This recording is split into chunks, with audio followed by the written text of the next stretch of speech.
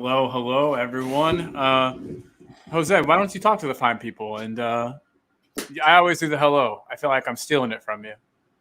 I'm not stealing nothing from me. Sorry, I had to take my headphones off because our new intro has got so much sound on it and so much pumping volume and bass that I had to take my headphones off for a minute. Welcome everybody to Talking Ball. It's the week leading up to Christmas. So this week we will have guests on every day. We've got a lineup. We've got some new people making their appearances. We've got some old friends coming back. But we've got a lot of people that are supporting each other. And what we're going to do is we're going to ask a series of questions of our panelists and of the chat, because we like the chat to get involved. And we will be asking this every day this week to our future panels. So with no further ado, we'd like to welcome on for today's show the grand lad that is Robbie from Lily White Lane. Robbie, how's it going, buddy? Pleasure to be on, lads. I appreciate the kind words there. And yeah, I believe it's my first time on the channel, so looking forward to the show. Nice kit you got on too. It is a nice kit. I got it, I think, last Christmas. I mean, glory days, eh? I mean, nowhere near born when we won the FA Cup wearing this kit. So he's got it in the background as well. He's got one there in the background he's showing you. Yeah, it's class. It's a great kit. It is. I love it. Well, and again, thank you, Jose was saying thank you for being here. Thank you too from me for being on our show. We really, really appreciate having you here, man. It's a pleasure. Everybody, head on over to Robbie's channel, Lily White Lane. Make sure you subscribe, like a couple past vids. Takes 2 seconds, helps us all out.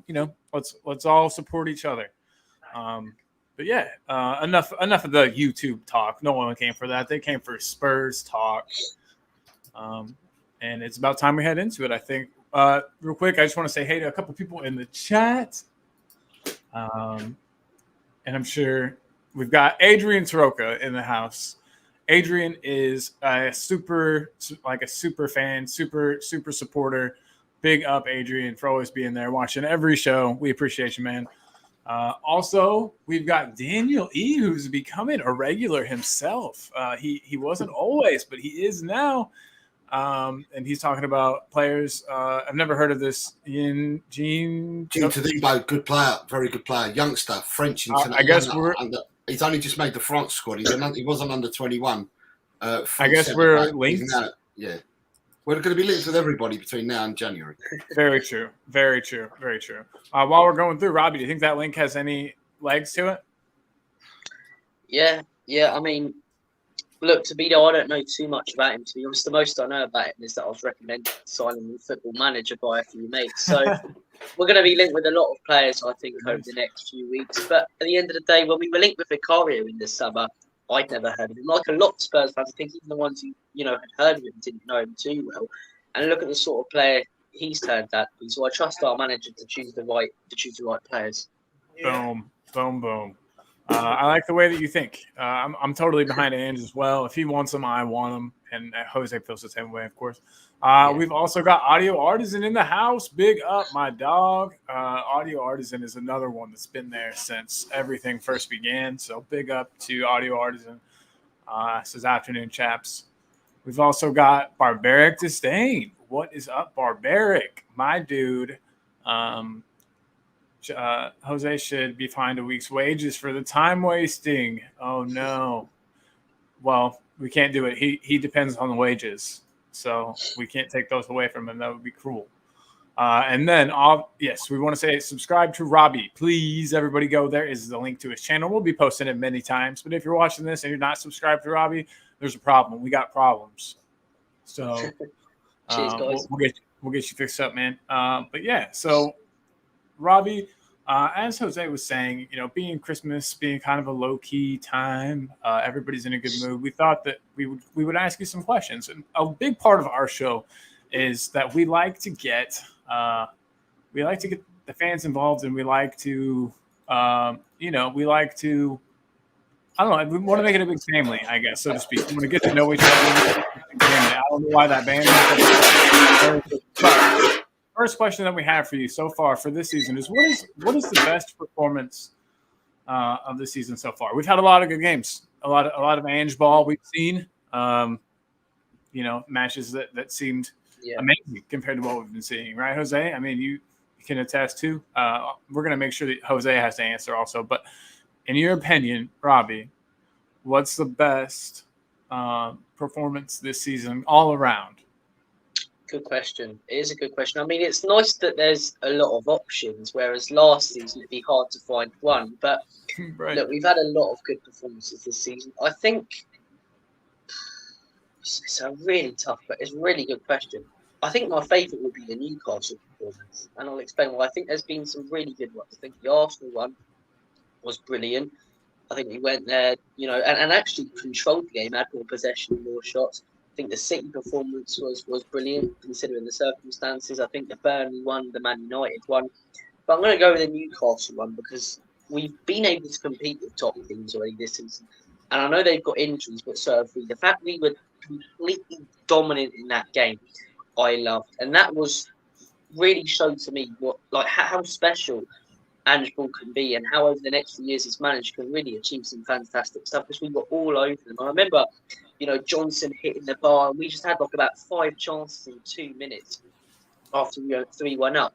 And that's what I love, not scoring a couple goals and sitting on your lead, scoring a couple and going, right, let's absolutely batter these, like a haddock down the local chippy.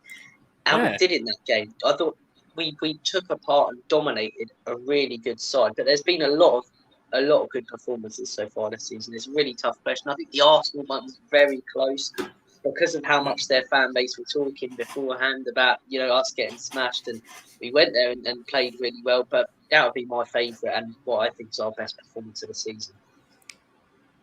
Well, first of all, big, huge up from me. And I like to hear other people's perspective on matches that I've watched. It's nice to kind of see them from another person's eyes in a way. Jose, do you agree? Is that your favorite match of the season? I think it's a bit unfair because I'm the one that set the question. So why I'm answering, I don't know because I've got okay. I'll answer. I've got 5 days of this, so maybe you answer today's and I'll answer tomorrow's, and we'll alternate like that. That sounds lovely. I'm gonna have to agree with Robbie, but just and it's for reasons that Jose kind of pointed out earlier in the season on this show. Was talking about we'll see Ange ball, but we'll only see it for a couple, 15, 20 minutes at a time that we'll be playing Ange ball. And then we'll revert to type. We'll start playing, Conte or Mourinho style, like kind of sit back, low block, sideways passing type of football. I think I saw the most Ange ball in the Newcastle match, which to me is a sign of something great because, we've got so many of our starters out who seemed to get it before they got injured. So it's like, I mean, definitely Newcastle for me too. I hate to be that guy. I mean, I also liked, man, you said Arsenal. We've played well this season. Even the games that we've lost, we've had periods of time during the match where we have played well and I've been excited. I mean, I'm not hiding behind my hands, like watching every match. That Chelsea game is a perfect example. It's like those first 15 minutes could be the best 15 we've seen this season. But it's good. It's good to be talking about better performances. The Burnley one's another one that slipped my mind. But teams, especially when and the reason I went with the Newcastle one, just to comment on it quickly again, is because I think it was the first game this season where I think everyone I would rate over a 7 out of 10. Everyone contributed in that game. The whole team played well. And that's why it worked so well. Agreed. You make wonderful points, Robbie. I think as we ask the questions, it's good to get your perspectives, but it's also in the chat. If people want to answer in the chat what they think their answers are to these. And also as well, what we'll say to the chat is if you have any questions, then please ask us by putting in the chat, queue for question. And if it's a panel question, write panel. And if it's to an individual, write to the individual. And we'll star them and we'll answer them at the end of towards the end of the show. My mom asked for the StreamYard link, by the way. Cool. Yes, good. That's good. We'll keep that question going until your mum comes on. But we'd like to say hello to Lee Smithy Smith, a good supporter of all Tottenham channels. Nice to have you here, mate. You got Tottenham mum, saying good day all. You've got Barbaric saying Toffees have had some great results of late. Next week is going to be a tough game. We will touch upon this later on in the show. And then going back to the question. So the question at the moment is the best performance of the season. And Robbie is now giving us his opinion on about 4 different games, but settled for one that he said was our best, but also gave us an insight to some other games, which is good. Colin's it's also nice to given know us how other people think. yeah, Sorry, Colin's given us his opinion on what he thinks as well. So, you know, at the end of the day, what do you guys think? So you got Chris Peters coming in saying, I would say the Newcastle game, not expected to win, lacking key players, but we played Angel as it's supposed to be. Yeah. Yes. Big up to Chris, who's another great supporter of the channel, and also a great supporter of all Tottenham channels. Yeah, So Chris Peters helps me pay for my StreamYard, so thank you very much, Chris. You are appreciated, and not just for that, but just obviously for just supporting me and the show in general, Chris. So thanks, brother. Like I said, we should have another guest soon. It looks like she has seen the message containing the link. So we're just going to keep it on this. Hopefully, she comes in a minute, and then we can keep before we move to the next question, because I'd rather get her opinion. I kind of think that we need to hear you just round it all out. Really?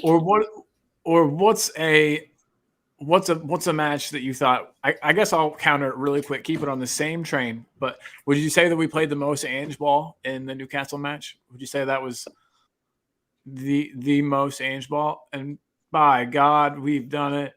Look who's here, everybody. It's my mom. Tottenham mum. Hey. Hello. Hey. Hi, Julie. Hey there. Yeah, nice to meet you.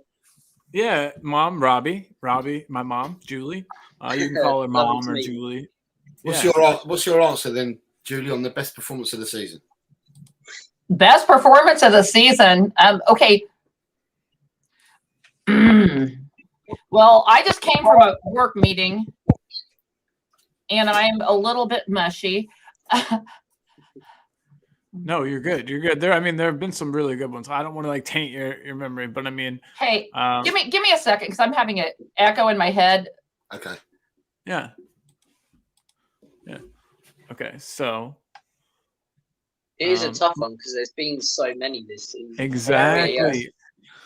The Man United one as well. I forgot about that one. That was a great. See, it's easy to forget about good matches because they don't stick in your mind. It's like the bad ones really stick and take hold in your brain. Exactly. Yeah. And you're like, wow, Aston Villa, I hate you. Mhm. But it's so much easier to remember those are the matches that we win. But yeah, Robbie had the Man United match was great. Newcastle match was great. Burnley's another one that's memorable. Yeah. So yeah. I'm really happy to see the resurgence of Richarlison. So the recent stuff makes me really, really happy because we really needed that depth, that somebody else to come in and score goals for us. So I think that because it's recent and because of that, I have that kind of on my mind. And I put in the chat that even though it was a dreadful game in some levels, I'm really proud of the Chelsea game in that even when it all went pear-shaped, all went sideways, we stayed in with the fight and kept going and kept going and kept going. And, that's not something that we have a history of doing. We have a history of kind of rolling over and saying, sorry, So even though that was dreadful in its own way, there are things about that I'm very, very proud of from the team. Boom. That's a good answer. And we actually barely touched, just touched on that too. So yeah, I agree at least. And I think Robbie does. That was a real sign of character from the boys and from Ange. We really know that Ange is not going to deviate from his style if he wouldn't do it 2 men down against Chelsea. I certainly wouldn't call it the best performance of the season. I'm just saying it's something to be proud of. When I look at the banner, I'm like, no, that wasn't the best. Well, there were moments, and Robbie pointed this out too. Sorry, it started beautifully. Yeah. I don't want to. Yeah, the beginning we were fantastic. Oh, it was. We were flying. Sorry. Yeah, but even the fact that we even when we lost, we stuck by our principles, and I saw a lot of people annoyed about it. But for me, what I was happy about is when Pep or Klopp or all of these successful managers first joined their club, they didn't change their football for no one, and it's how you instill a style of play into a team, keep playing until you get it right. We've seen so many times it, spot on. And I think if we don't get the 2 red cards early on, we genuinely win at about 5 or 6-0. We would have pounded them. And Yeah, we're going to all right. later. We're going to later in the season. We're going to give it back. Trust me. Hey, Chris from Meta Football TV is in the house. Good evening to everyone. Hope all are well. We're well. Hope you're well, Chris. And then Barbaric Desane says, going for the Man City game with the run we were on to keep going and showing that spirit for the draw was top notch. I would agree. Very much so. Kind of unbelievable, actually, in a way. Sorry, you got morning beer talk. So yeah, it's quite a good question to ask, because it opens and broadens your mind to what we've actually done in 17 games so far this season. There have been many games where we've played Ainsworth for the first half, or we've played Ainsworth for the second half, or we've destroyed teams for the first 20 minutes to half an hour in certain games, where if you finish your dinner in them games, you're 3-0 up and out of sight. So there's been some really good performances. There've been some in patches. There've been some more in sustained periods. And then there's been some that are longer. So I think it's a very, very good question to ask. And, yeah, right. I don't know about that. They might sing Christmas carols. Yes, in Spanish, please. I want to hear some Spanish Christmas carols. But yeah, so that's a question for starters. And our next question to you both and to the chat, but we'll start with Robbie again, is after 17 games. Tough one. Really for many reasons. I'm really tied between two. I think, they're like Sonny's up there, but the two I'm tied between Pedro Porro and Dejan Kulusevski. And I really don't know which one. I think Porro, yeah, I'm going to go with Kulu. I think Porro really deserves a shout, because I think last season he was really poor defensively, fantastic going forward. And I love to see players work on the things that are wrong in their game. So this season he's got so much better defensively. You can see he's worked on that. Going forward, I think he's been one of the most creative and dangerous right backs in the league. I think the only one that's probably on the same level or better this season is Trent. And I just think the way he's improved his game and contributes to the way we play, especially recently without Maddison inverting into the midfield, I think he's been brilliant. But I'm going to have to go with Kulusevski. I think last season wasn't his best season. I think this season he's been one of the best players in the Prem. I think every time he's on the ball, he's looked dangerous. He bangs in goals. He's creative. And he's got us points in games where it didn't look like we would. For example, the Man City game, his performance in that game was absolutely incredible. And in the Nottingham Forest game, as I say, both goals. The first goal comes from absolutely unreal ball. And the second goal, he just takes on his man, rifles it into the back of the bag. I think Kulusevski's been brilliant this season, and he really deserves a shout. I think some of our fan base don't appreciate him as much as they should. And I think this season he's been outstanding. He really, really has. And he deserves so much credit. But a real big shout for Porro. But there's a lot of players up there. I'm excited to hear your guys' thoughts on this one, because there's so many good players this season. 100% right. And that's always such a good thing. I love it when these answers are tough, because that means the season's going well. Yeah. Players are doing a good job. We don't have very many people to slate. So yeah, who's going next? Me or you? Tottenham mum. I don't want to sound like I'm stealing this answer. The person that jumped in my mind was Decky. The fact that he has developed this strength on the ball, this ability to sweep around the defender, to nutmeg him the ball downfield and run around him, and I just love the way he moves the ball. I think there's something really special about it. Dare I say Dembele-esque? Maybe just with his strength. It's just his strength, I think. Yeah, he's not as agile and as pretty on the ball as Dembele was, but he's a little bit like a bull in a china shop sometimes, but he gets the job done. And I'm really very, very impressed, because there are times where I'm thinking he's lost it, or he's gonna, that he just swoops around them. It's crazy. I would have put a big choice of course Matters, But the fact that he's been out, I mean, he was so important to the way that we were playing, and he was driving everything.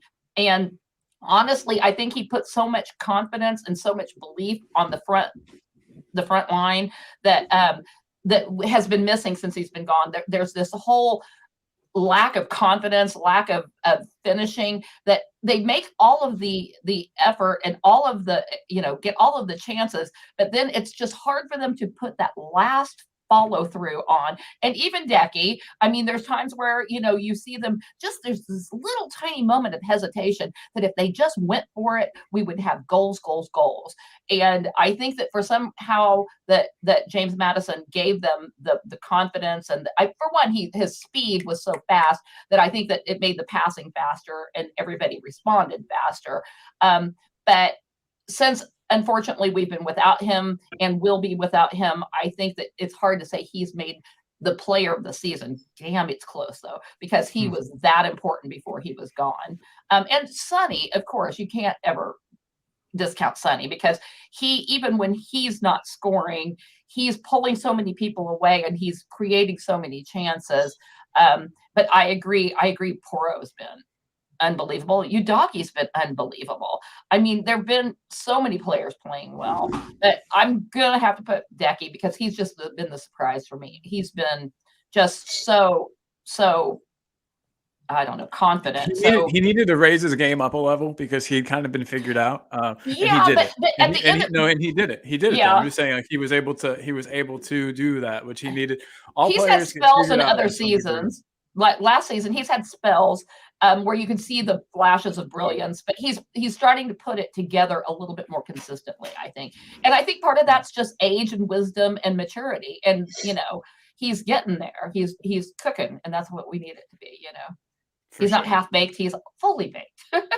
He's like Colorado baked. Yeah. I knew you were going to go there.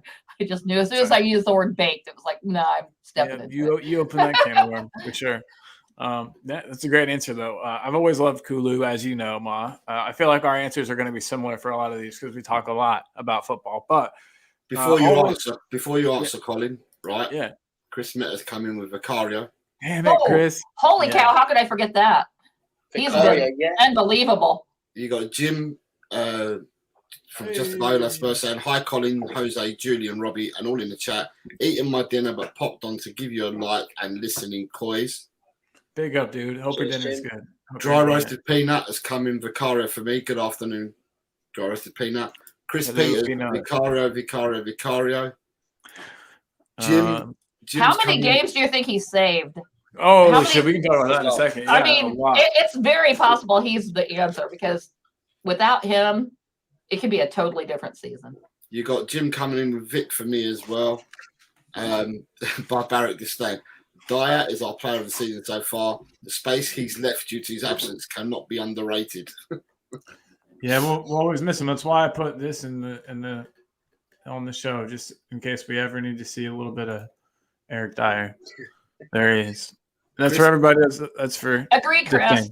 Agree, Chris. Chris Peters is saying Decky is better than number 10. On the wing, he's too predictable. Yeah, he always just wants to cut inside, and he just works better if you start him off there to begin with. I agree, Chris. Jim's come back in with Porro's been fantastic as well. Big up, Jacob. Jacob is saying what up, dude? or Sonny for Jacob. Hey, I saw your message a second on WhatsApp, Jacob. Made me smile. You're a good guy, my man. Appreciate you. Barbaric's come back in with Big Vic has been a rock. Chris Meta Football says, if it wasn't for the injury, Mickey van der Ven, but Vicario for me, proved a lot of people wrong, including the armchair manager. I was like, wow, really? We can't get David Raya? We're getting this guy? I'll admit, I was one of those armchair managers. So. Dry roasted peanuts come back in with a special mention for Pap Sarr. Lee Smith has said Destiny and Sonny. The whole team's been, pardon my language, it's great because fantastic. Everyone's got different suggestions, and it goes to show that we're having such a good season in terms of what shows the balance in the team. So many good shouts. Exactly, yeah. And it makes me think if like Madison and Van den Ven stayed fit, I think we'd be top. I genuinely do. Yeah, it's already tough. I don't know who I'm going to pick. My mind has been changed a little bit. So, God, I was going to say Vicario. Everybody said Vicario. It doesn't matter what people say. It's your opinion on who you Well, think. my opinion is actually Sarr. I think that we've seen in the matches where Sarr hasn't played, we haven't been ticking as well. I know that Madison was definitely important for keeping our team ticking, keeping everything going, recycling the ball. But without Sarr, and is it Pape Sarr? I'll call him Pape. I don't know if that's correct, but that's what I said. Yeah, it is. I think it is. Yeah. It makes me really, really mad when announcers say Pap. I'm just like, come on. No one is called Pap. But Pape Sarr, if you notice in the matches where he's not playing, Bissouma doesn't look as good. I mean, whoever else is playing in the midfield doesn't look as good without him, and it's because We're not as attacking. He does so much. No, he does so much running and so much extra work. He does all the hard work. He's basically like the freshman that plays on your soccer team, and you're like, all right, hey, I kicked that ball too far, go grab it, and they run over there gleefully and go get it for you. You know what I mean? Like he does all the dirty work that other people don't want to do, which allows them, Bissouma, a lot to be more creative and have more freedom. And I think that he's kind of an unsung hero. A lot of the work he does, it's nothing flashy at all. In fact, it is all of the not flashy stuff is what, you know what I mean? He's tasked with doing. And I think he does a good job of covering for other people so they can be more attacking and creative in their roles. He's not exactly a defensive midfielder, but kind of. He's an everything midfielder. He's like the Energizer Bunny. He just runs and runs and runs. Yeah, that's another reason why Postecoglou loves him, I think. But I mean, yeah, I don't know. I'm excited to. I guess Jose is not going to answer again. He's going to answer tomorrow. So no. For me, there's one player for me sticks out a mile for me after 17 games, and that's Decky. But I've been the Decky supporter from day one, where people have been hammering him, whether he's playing out wide or whether he's played at number 10. He's a team player. He's a really good footballer. He's underrated, but he's a team player. He takes 1, 2, 3, 4s, 5s for the team. He takes the hits for the team, and he shows up for the team. Whether we like it or not, people may not like the way he doesn't cut in or the way he doesn't go out. But for me, he has been the player. He's been a constant in our team for 17 games. And not a whiner at all. He was wearing that mask because he has a broken nose. He got kicked in the nose in the last game.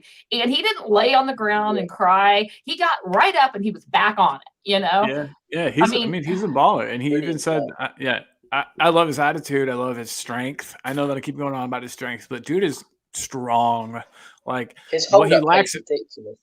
It's insane. He'll drop me the link and I'll call him when I walk the dog. Oh my God. Yes.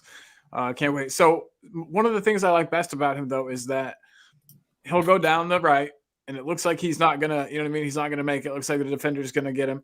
And then somehow he just sneaks past, you know what I mean? He just sneaks through it. Sometimes it's a creative little nutmeg or kicking around the player, running around the other side. But it's usually just dropping his shoulder.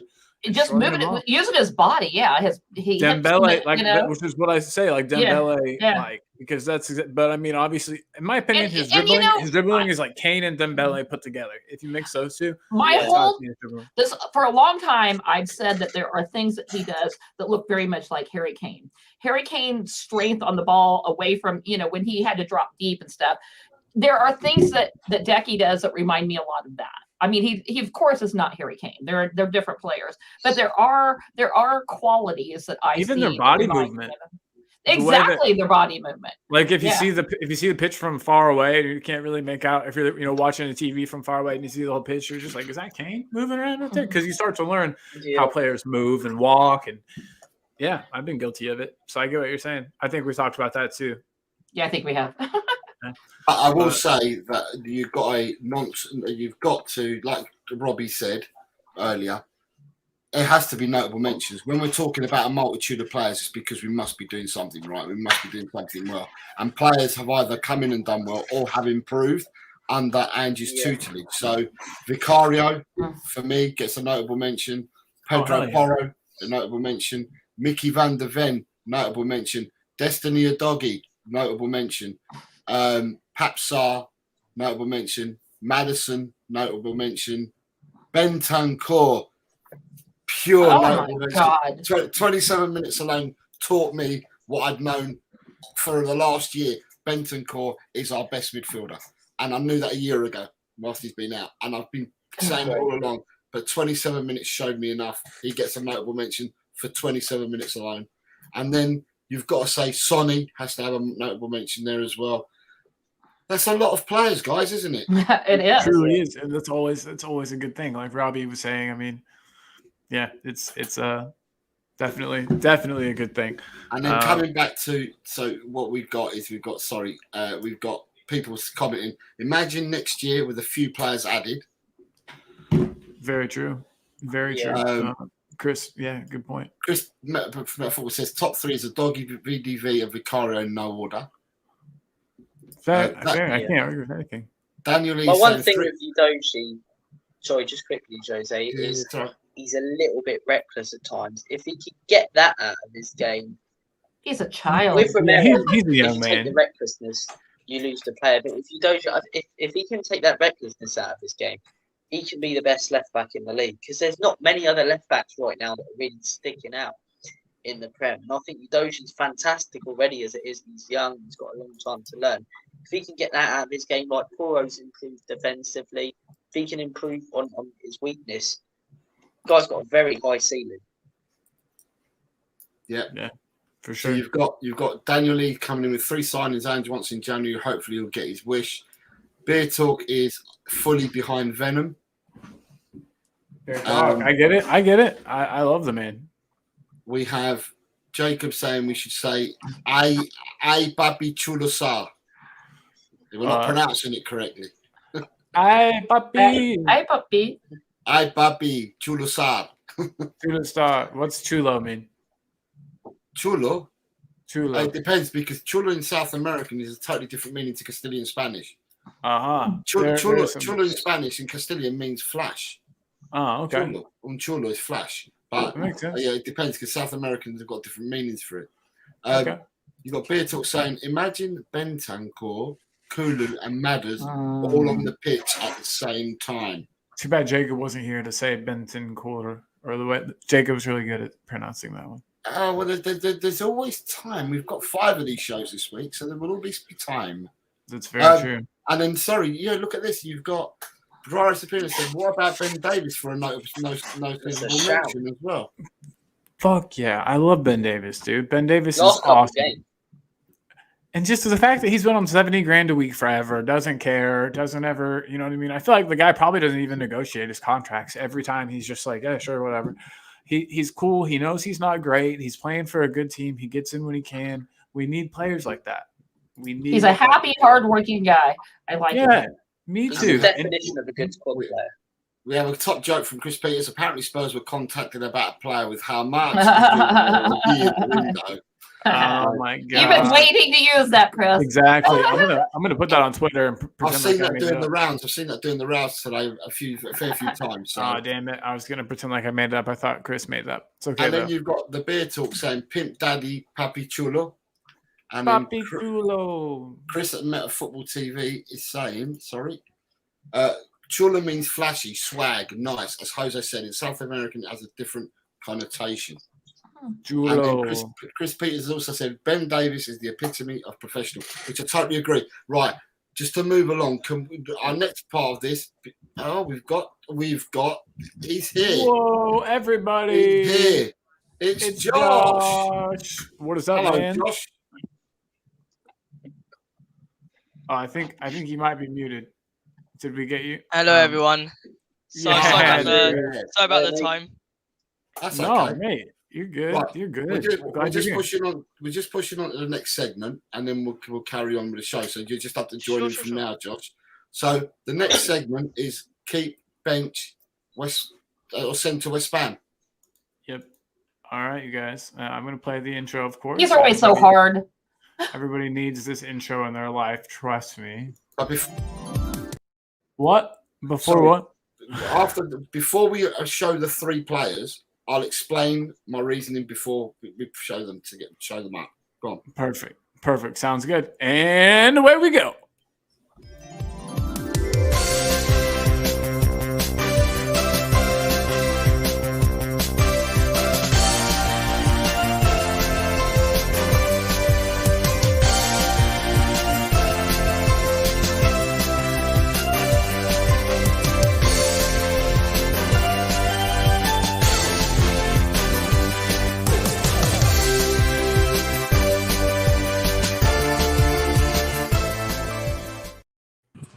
Everybody, what is up? Not only to Tottenham's the best Tottenham game show online, Hey, but Jacob. also Jacob from United Spurs of America has arrived. He's taking Chewy for a walk.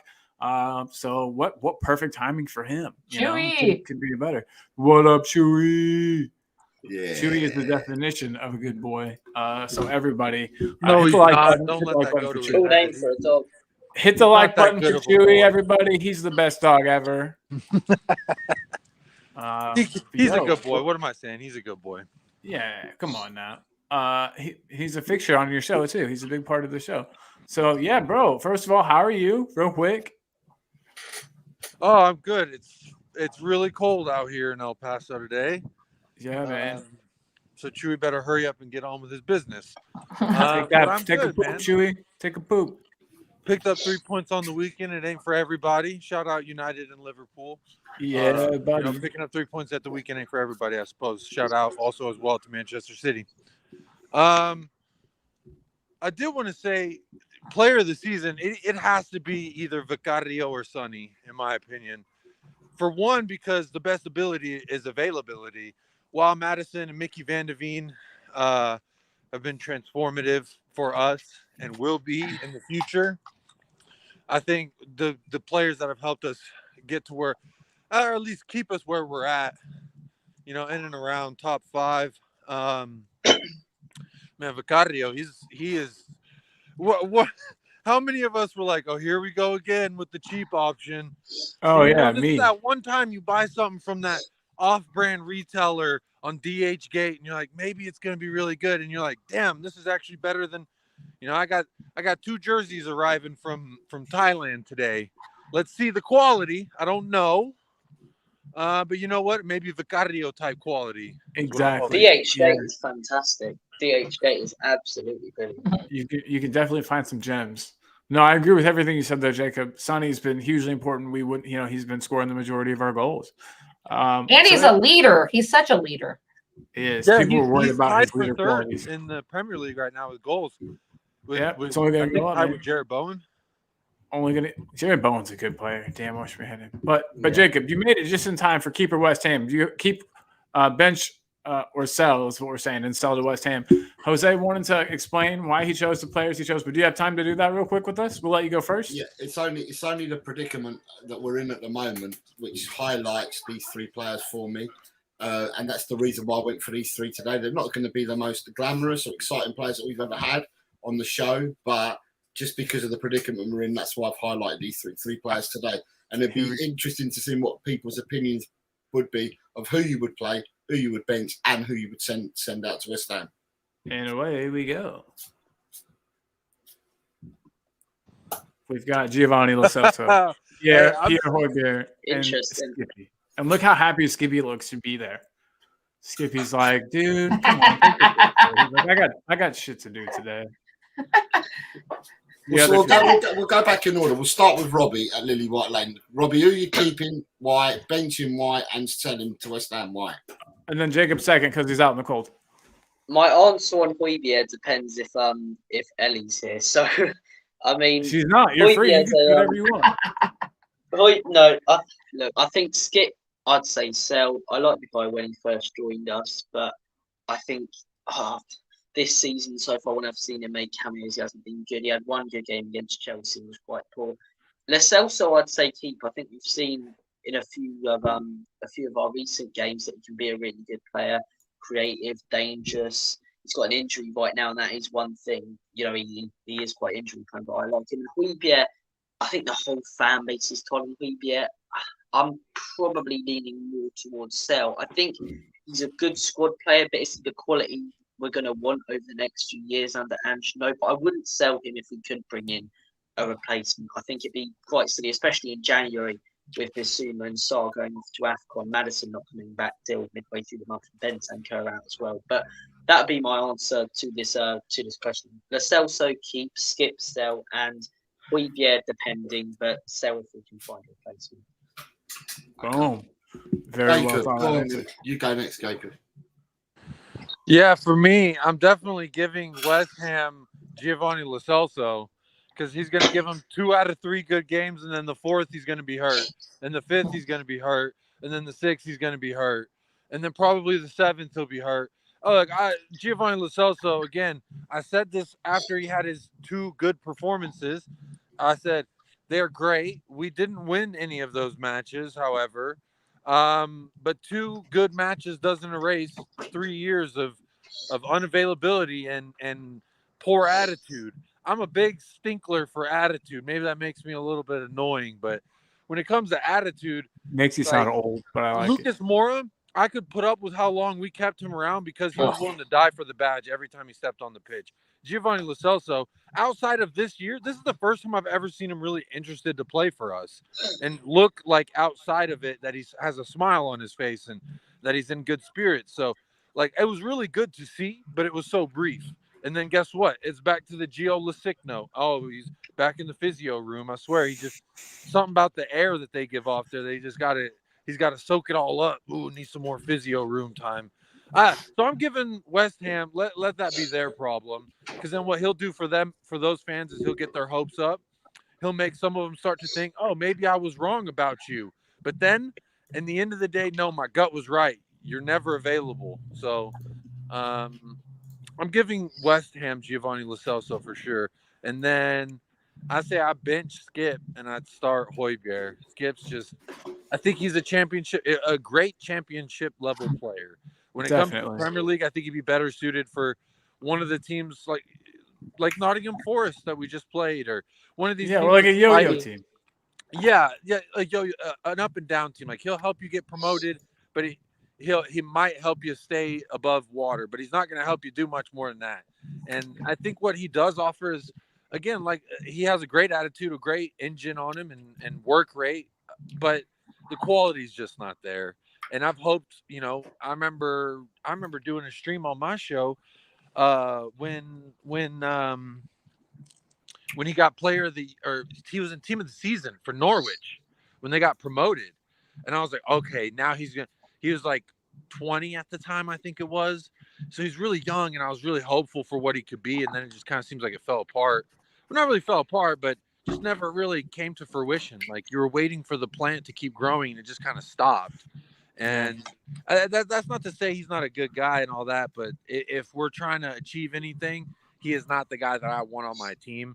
I'm not even sure Højbjerg is a guy I want on my team, but out of those 3, like I said with Vicario and Sonny, sometimes availability is your best ability, and Højbjerg's never hurt. Bleeding from the shin, he wants to go back out there. His head is bleeding. The head, yeah. Yeah, his head's bleeding. Get me back out there. He's fighting Jose Mourinho, trying to get back on the pitch because he wants to play. That's the kind of guy. Like, I think he just wanted to fight Jose Mourinho. Well, that's the thing, is like, those kind of players, I like that. While you may have not all the best abilities and technical, you're not a techie player, you will ping a ball over the top. Sometimes it'll land there, sometimes it won't. Oh, hey. Yeah. I just hey, here you go. Oh, baby, look at that. Got the crest right on his heart. Yes, sir. I got that tattoo. The tattoo is that exact. Show your leg. There's no way I have to take my pants off. Okay. No, don't do that. Don't do that. One time, no, Colin, side note, one time, so you know how we share the StreamYard and you change your profile photo? Oh, yeah. There was a while where you were using that crotch shot of yours. I can do it. Hold on. And yeah. I was on a big channel, and there was like 1,000 people watching, and I went to switch it off, and it was your crotch, and I was like, oh God, I got to change that logo. So that was pretty fun. Cool, yeah. But everyone's like, Jacob, what the hell was that? So you're like a Tottenham tattoo right near her crotch. Honestly, I didn't know what it was. I was like, bro, don't ask me. I share this StreamYard account with another guy. Who knows what he was using? Wow. Yeah. I blame you. I can't lie. I see how it is. I didn't name drop, though. Don't worry. Good deal. And dude, Jacob, great answers to the question. If anybody in the chat or anybody on the panel has forgotten who the 3 that we're working with are, it is these guys. Oh, and Jacob, I went ahead, and everybody who's watching, I'm sure already knows you, but if not, I threw up your link. Here it is again. Everybody, United Spurs of America, please go and subscribe there if you have not yet. It's like this channel, we're almost the same channel, except this is just, the vibes are slightly different, but both great. So definitely check him out for some immaculate vibes. Speaking of immaculate vibes, where's some music? Hold on, dude. What kind of music are we feeling today, guys? Are we feeling like upbeat? Are we feeling like hip hop? What's everyone feeling today? Just before we move on to ask Tottenham Mum for her opinions, Jacob, I'm just going to shout out. I watched your first members calling show yesterday. If people haven't seen it, please go over and see it. It was an excellent start to a members show, and something that Jacob, I think, is going to do every other week or so.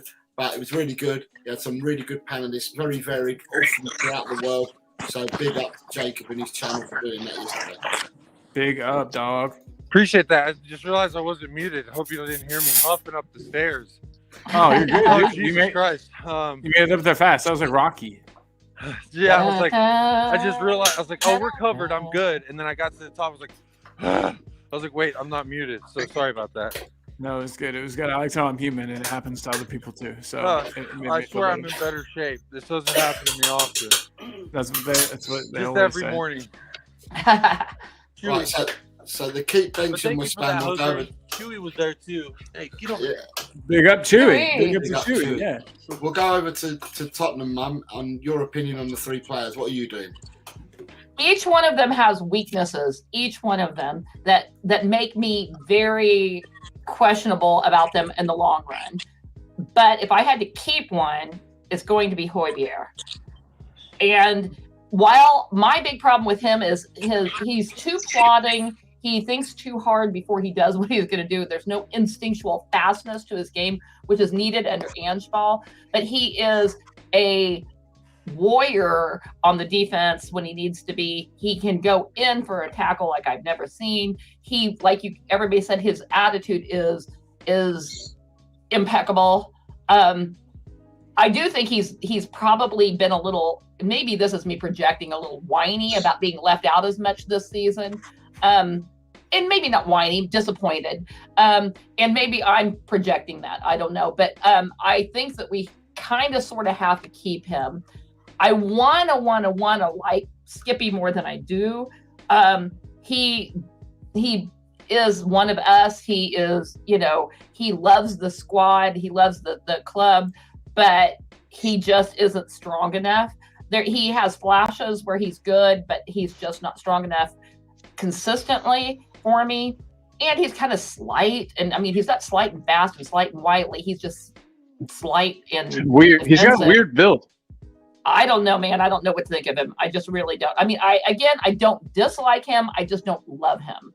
And Lo Celso, God, if he was, and maybe again, I'm reading too much over what other people have said, but if he was just a little bit more committed, a little bit more happy, he again, and as Jacob said, man, injury prone doesn't begin to say it. But how much loyalty do you have for a club that keeps shipping you out? He's never really been part of the central core of the team ever that I've noticed. But he's got a lot to offer. When we need some sort of that kind of offensive. No, he's not offensive. But we need somebody to help move the ball forward and keep it going. He has that skill set, but again, maybe not good enough. So literally, the only one of these three, and I only want to keep Pierre in the short term. I don't think he's a long-term player for our club. I literally would not cry if we lost any of these three, or all of them. So who are you keeping? Who are you selling? Sorry, who are you keeping? Who are you benching? And which one's selling? Okay, I'm keeping Pierre. I'm benching Lo Celso, and I'm selling Skip. Okay, fair enough. And the same question over to Josh. So I'm taking a different approach to this. I think they all really suit one box, in each other. I don't think you really need to think too hard for this. Højbjerg has to be kept because we don't have another CDM. that's quality enough. You can see that whenever Basuma's out, injured, has a bad game, you place Højbjerg in. There's a slight drop off, the quality, but it's not that much of a drop off. Then you'd look at the other positions in the team and you'd see the drop off. If you put a different centre back in, you'd see a massive drop off compared to when you put Højbjerg in instead of Basuma. Not a massive drop off. Especially this season.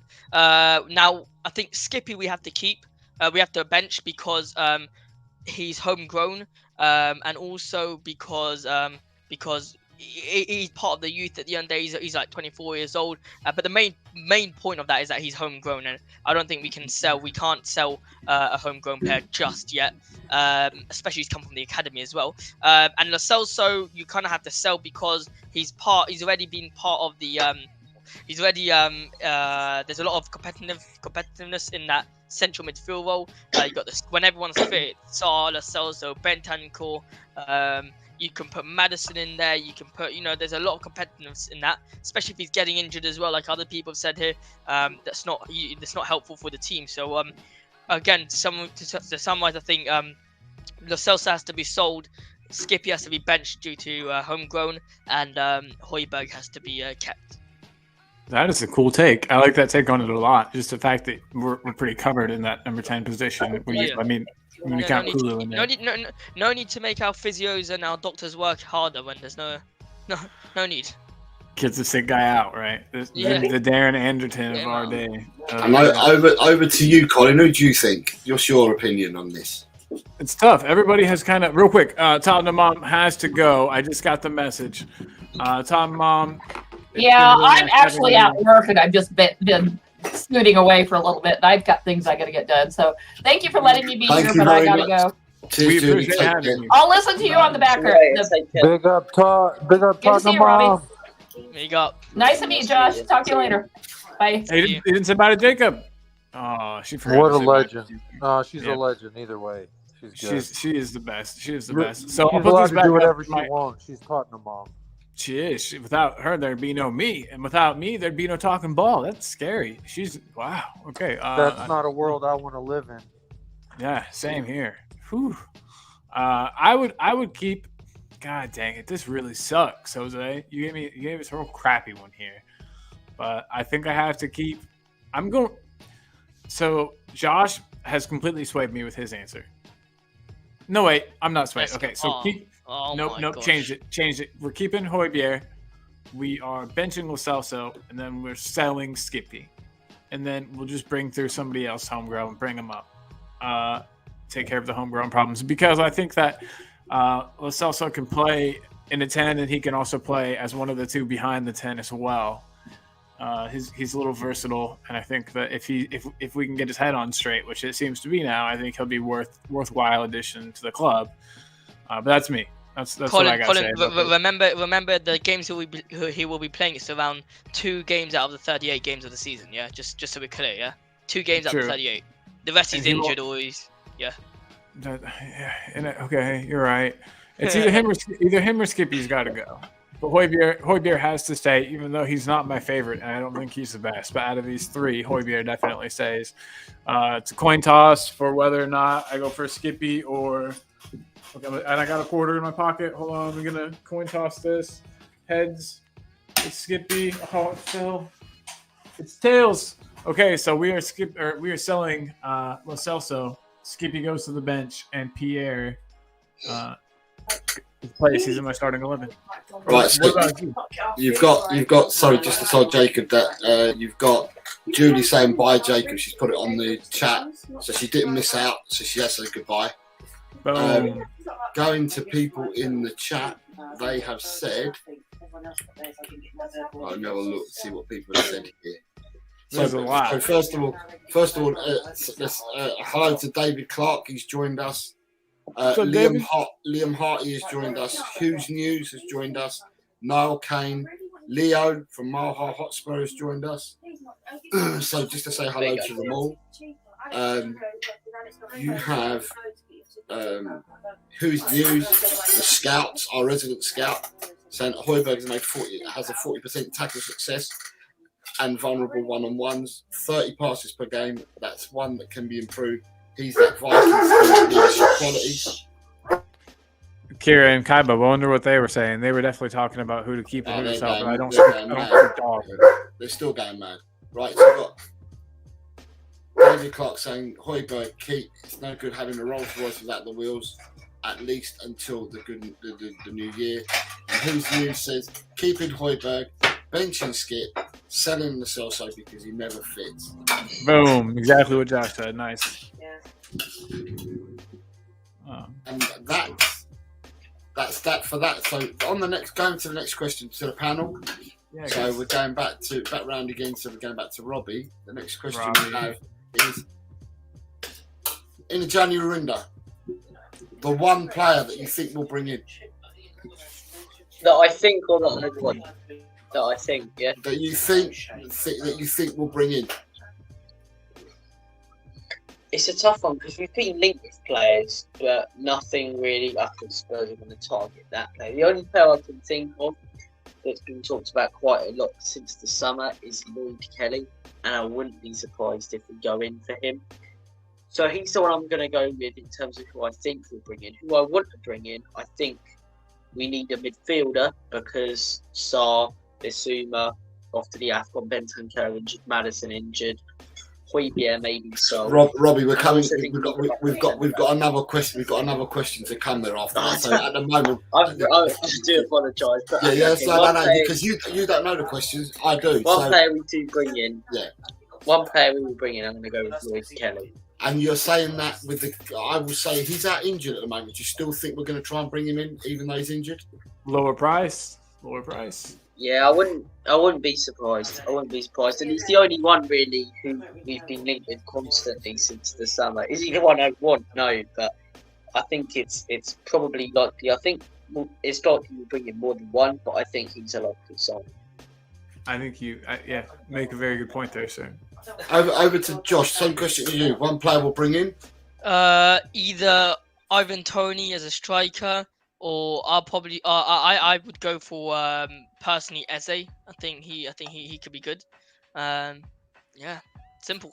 So which one are we bringing in? You can only choose one player. What's the player? That you Ivan think Toney, will bring in? go for it. Ivan You think Toney. Ivan Toney. Ivan Toney, book it. We booked it. All right, man. Very And happy then, with Ivan. and then we got Jacob, who's going And for the the same- record of most same changed question, audio yeah. avatars. The same question to Jacob. One player that we'll bring in.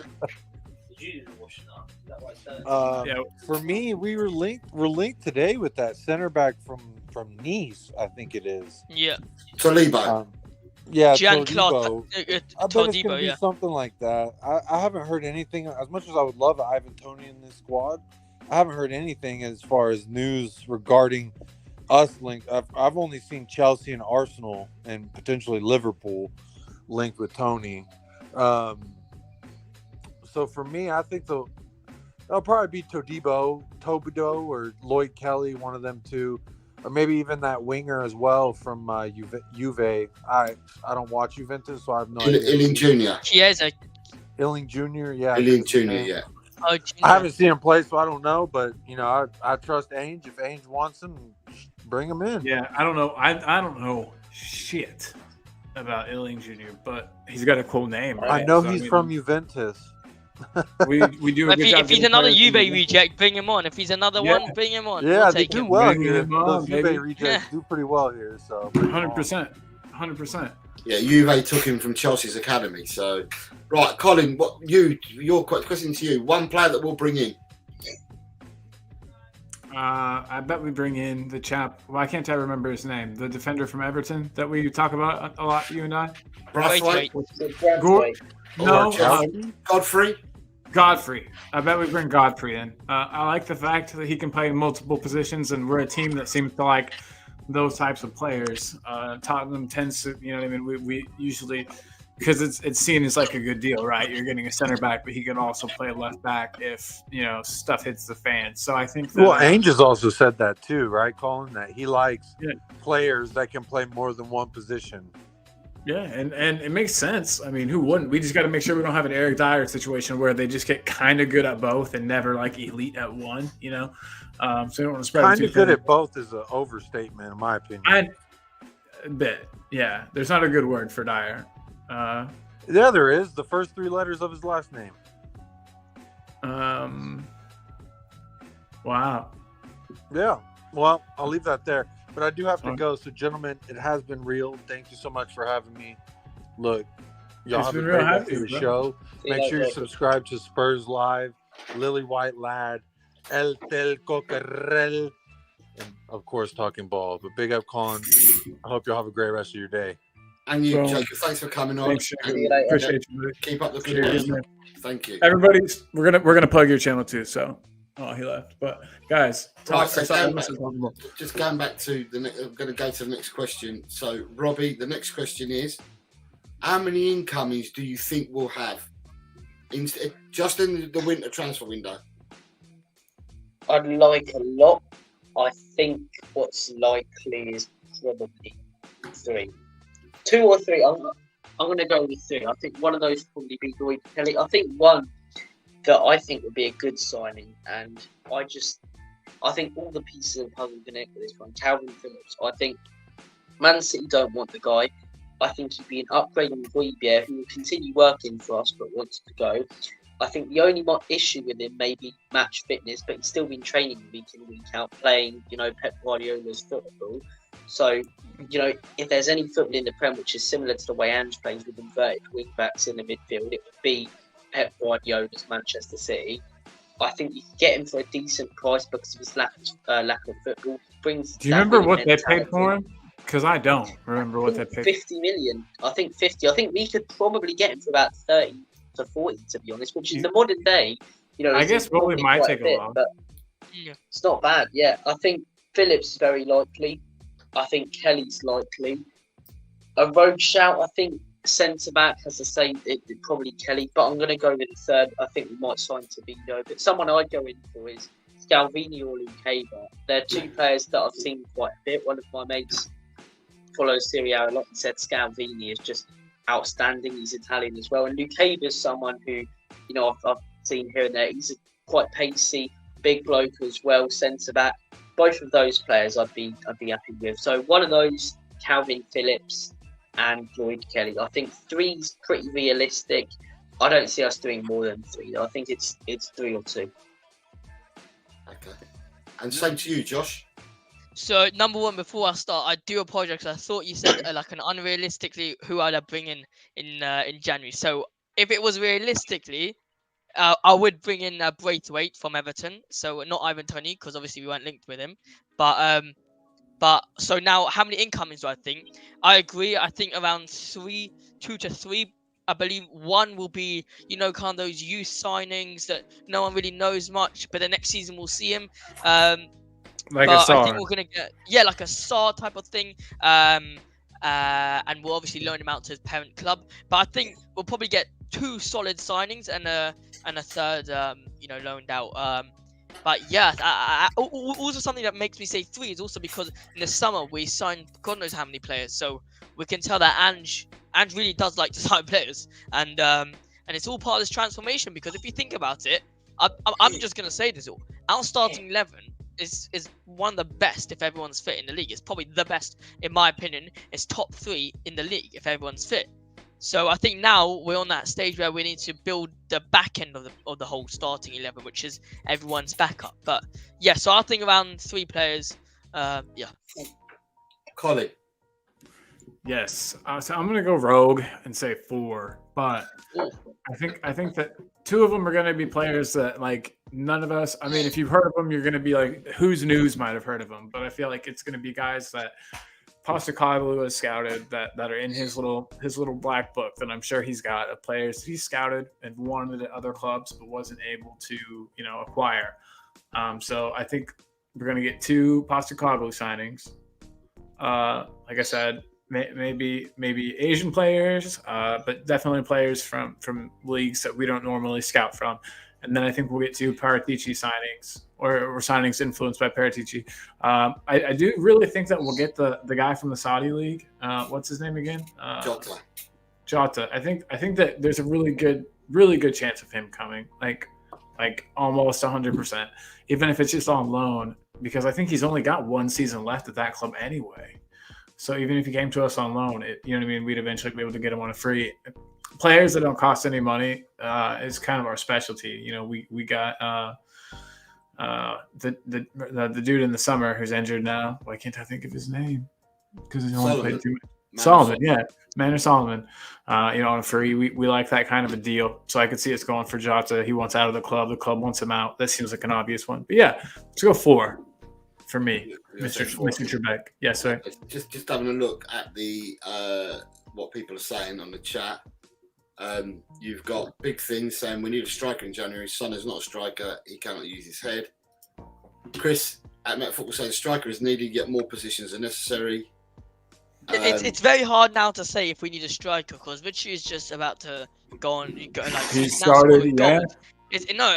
I'm not supporting Richarlison right now. I still think he has a lot to prove, but I think saying a striker right now, I'm not disagreeing with you, but I'm not agreeing with you because we need time to assess the situation. If we're talking about a youngster striker, a little bit better than Veliz, then I agree with you. But if we're saying a solid striker right now, I don't know. I get your point though. Fair enough. So you've got Chris Peters saying that Tony loves Arsenal. Ivan Tony, that is. Adrian saying Incapi is looking to leave Germany due to the lack of his game time.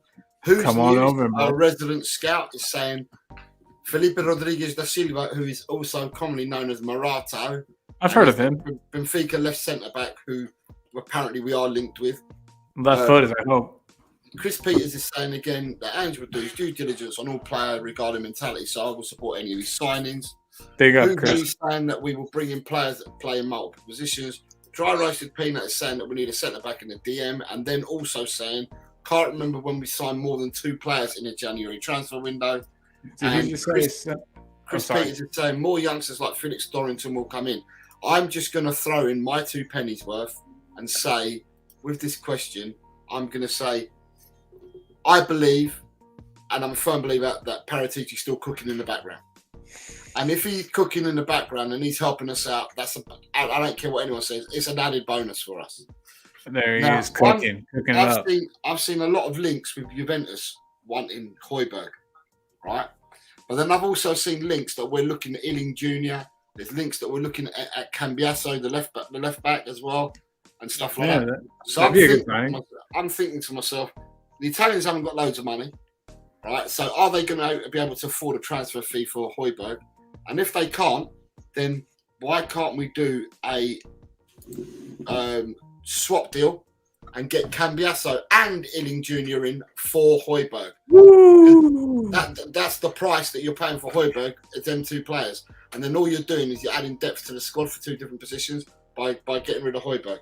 The other thing I'll say, do you think they would buy on that? That's like, I'd say Højbjerg is like a 30 million pound player. Do you think each of those 2 guys are 15? Yeah. Well, they're saying Illing Jr. is about 12 million, is what they're saying for Illing Jr. Cambiasso's doing well, but he hasn't burst out where he's going to be costing you loads and loads of money. So that's what I'm saying. It could be a deal 2 for 1. The other thing that I'm looking at is Paratici. When Paratici gets involved, and we know he's involved, there's links now with Dragutin at Bologna, the young Romanian centre-half, 21 years old. I can see Tottenham, if Paratici's involved, doing loan-to-buy deals again, like we did with, I can see that. Like we did with Kulu and Rodrigo. Yeah.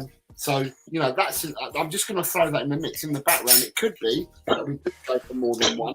We usually don't go for many, but if we're cooking in the background, we could do loan-to-buy deals. So it's just a thought that I was going to throw out there. So moving on to the next question, and it's real quick. I know we got a lot of comments to get through, but I just noticed that Gogama's here. Gogama, what's up? Nice to see you. It's been forever. Hi, Gogama. Says big up, Carl, big up, Talking Ball, and big up to you too, Jose. Gogama's awesome. You've been a supporter of the channel for a long, long time. Haven't seen you in a long time, Gogama. Hope we see more of you. Good to see you again. We got Wayne Bonner in the house. Nice to see you, Gogama. Yes, absolutely, Gogama. Please start coming back. We miss you. But yeah, Wayne Bonner is in the house saying hello, everyone. Hope you're all well and having a great day. And the next question we've got is for Robbie is, will any players leave us in January? Yeah, I think so. I think Dyer is very likely now, which is, thank God. Thank God. The guy's more annoying than Jar Jar Binks in bloody Star Wars. I really don't like Eric Dyer. I just think he's Here's what Eric Dyer has to say constantly about for that. something and cocking stuff up. I mean, yeah. I mean, I'd be very happy if he went, to be 100% honest, as I say. But I think that one's looking likely now. He's not getting any game time. He wants to leave.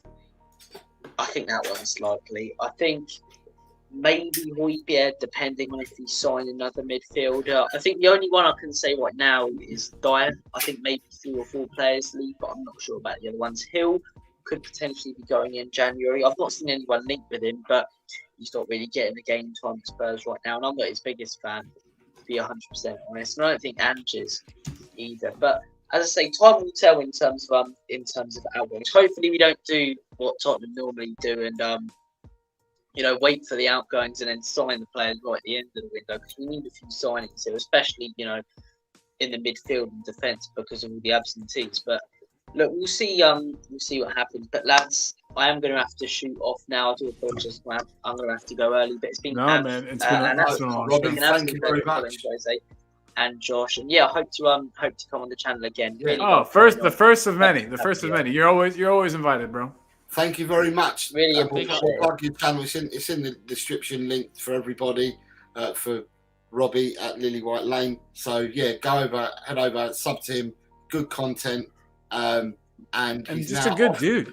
He's now off college, so he's now enjoying himself. So well done. Yeah, enjoy it, man. And hey, thanks again for tuning for coming on today. Have a Merry Thank Christmas. And yourself. Hey, you too, brother. Thank you. Same question over to you then, Josh. Yeah. Will any players leave in January? I think it's more about loans in January. I don't think we're going to be selling anyone. I'm on the top of my head. I'm trying to think who we're going to sell. I mean, I don't even think we're going to be selling Dyer. I'll be honest. I mean, I think he's just going to run down his contract this season. I'll tell you why. Because if you're a player who's earning around 50 grand, a week, I think he's earning 50 grand a week. Why would you leave? Why would you want to leave? There's no point of leaving. So I think he's going to run down his contract and then leave Tottenham Hotspur. There's talks about Roma going in for him, but then I see Gil going on a loan back to La Liga, where I hope he does well, because I'm not a fan of the player, but I like to see my players do well. So I just hope he does well in La Liga, goes on a loan there, and finds himself a nice club there. But yeah, that's all my players who I think is going to leave in Jan. And what about you, Colin? Any ideas? Any further names there? No, they've kind of hit it all. I think that if Dyer wants to go, if he's got any inkling of wanting to leave, we say, yep, sure. Supposedly Bayern are in for him. I don't know if that's Harry Kane whispering in somebody's ear saying, hey, I got this great defender on the cheap we can get. If so, Agent Kane helping us again. So it depends on. I mean, we're pretty thin, so we'll probably keep Dyer just for break glass in case of emergencies type of thing. I'm going to throw one more player in the mix who I've been thinking of as well, but no one's mentioned him. Was Hugo Lloris? Nah. Oh, okay. I mean, you don't think he'll go in January? Absolutely not. I think it's what Wayne Bonner here said. I think he's going to stay at Tottenham Hotspur until run down his contract, or and then he's going to probably end up being like a coach or something. I don't think he's going to be sold. Maybe maybe he's going to be sold, but that's going to be in the summer, not going to be in January. But Josh, we've got 5 goalkeepers in our first team squad using up the position of the 25 players that we've got. 5 of them are goalkeepers. Hugo's making good money though. And are we going to pay him out in this scenario, or are we just paying him to leave? Because if so, I can see us doing that, paying the last 6 months of his wages and just saying bye. Because we're paying him the wages. It wouldn't be the correct thing. It wouldn't be the correct thing. At the end of the day, you got arguably, well, in my lifetime, he's the only captain I've seen. Actually, not Bournemouth. What am I talking about? The only captain, the most influential captain I've seen.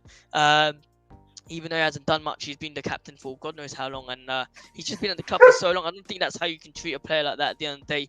And yeah, I think maybe in the summer he's going to be sold, but I think the best thing to do is offer him a coaching thing, I guess.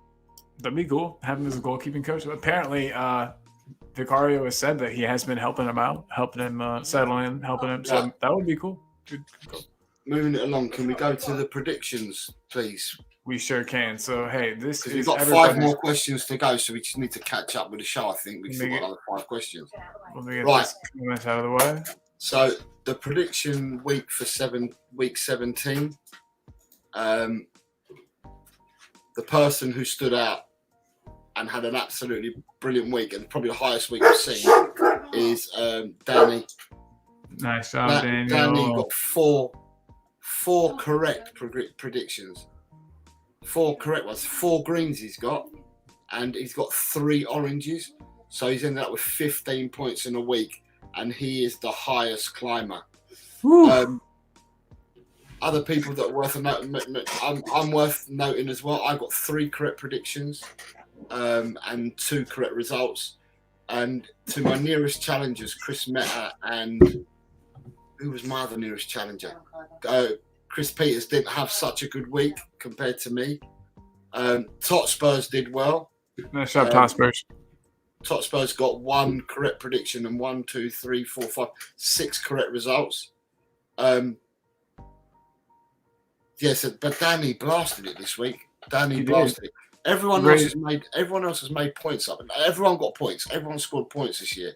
This week. Jamie, who's in our group, got 1 correct prediction and 1, 2, 3, 4 correct scores. Nice work. Ellie got 2 correct predictions and 2 correct scores. And you can't sit Brian Daigle. Yeah, the only person who got the Man City Palace one, good old Brian. If I don't get my results into you, put me down for a Desmond for every game. So we put him down for a Desmond, and he got the Man City Crystal Palace game correct. 2-2. Who would have ever guessed that? Yeah, no one would have guessed that with an actual guess. But nice job, Daigle. You lucky duck. Tot Spurs did really well, huh? Yeah. Oh, killed it. Who did? Tot Spurs. He did it really well, yeah. Tot Spurs has got 1, 2, 3, 4. He's got 1 correct and 1 prediction and 4 correct. But the person that done the best was Danny. The green ones are 3 points apiece. 3 points for a green. So you got 3. So you guys ready to see the table? And the other person, who was going to say? Scott M. Scott M scored points, came in late, couldn't pick one result, but scored some points. But everyone's picked up points this week. Everyone. Yeah. Nice job, everybody. Big up to everyone. So the new table, as we finish now, that's going to be hard. It's going to be hard to see, but we've got in first place Jose with 75 points. In second place, Tot Spurs. Tot Spurs has jumped up. Yeah, Tot Spurs has jumped up from 4th or 5th to 2nd. So Tot Spurs made a move this week. I dropped a place, but that's okay. Where's Dan E? Dan E is. Where is he? Oh, he is pretty far down. He's in 17th, but he started late. He's in 17th. Right. Okay, he's already in 17th place. Seeing that we've got 40 people in this league, he's already 17th. Yeah. And he's only been playing for 2 weeks, I think. So Danny's done really, really well. Yeah. But yeah, so what I was going to say about the predictions, just to let everyone know, is predictions this week, the league games for this week, for week 19, or is it 18? Week 18 or 19? I think it's week 18. The predictions start Thursday. The first match is Thursday. So there's a game on Thursday. There's a game Friday. There's loads of games on Saturday, and there's 1 game on Christmas Eve. So the predictions league that we will run, the scores have to be in on Thursday, because that'll be when the first game takes place. Yeah. So if anyone's interested, you heard the man. Join in on us. I think it's going to be too much to do it on the show. So what I'll say to people is do what you've been doing. Either text them to us or tag them at the end of the show. Or if you're in the show itself, put all your results in one go, and then we'll take them from there. Yeah. So moving on from that, I've got the next question for Josh is, Josh, who will be our player of the season? Come the end of the season, who are you going to say is our player of the season? I think there's got to only be one man to it. There's only one person, and it's Vicario. I think at the end of the day, you're gonna see how many points. I wish there's a stat to see how many points you would lose if Lloris was in goal instead of Vicario. I'm telling you, Vicario this season has transformed our team from the back. I mean, you talk about Maddison transforming Tottenham in terms of the creative side, but many people are not understanding that Vicario on the ball has been really good. I mean, his passing distribution, his reflexes in terms of being goalkeeper, he's just been fantastic. So I think Vicario is definitely the player of the season for me. But a close contender could be Poro. A close contender. I'm gonna give him his flowers. I think he's been brilliant. But if you have to look at the one who's been the most influential, people would say Maddison, but it's Vicario in my opinion.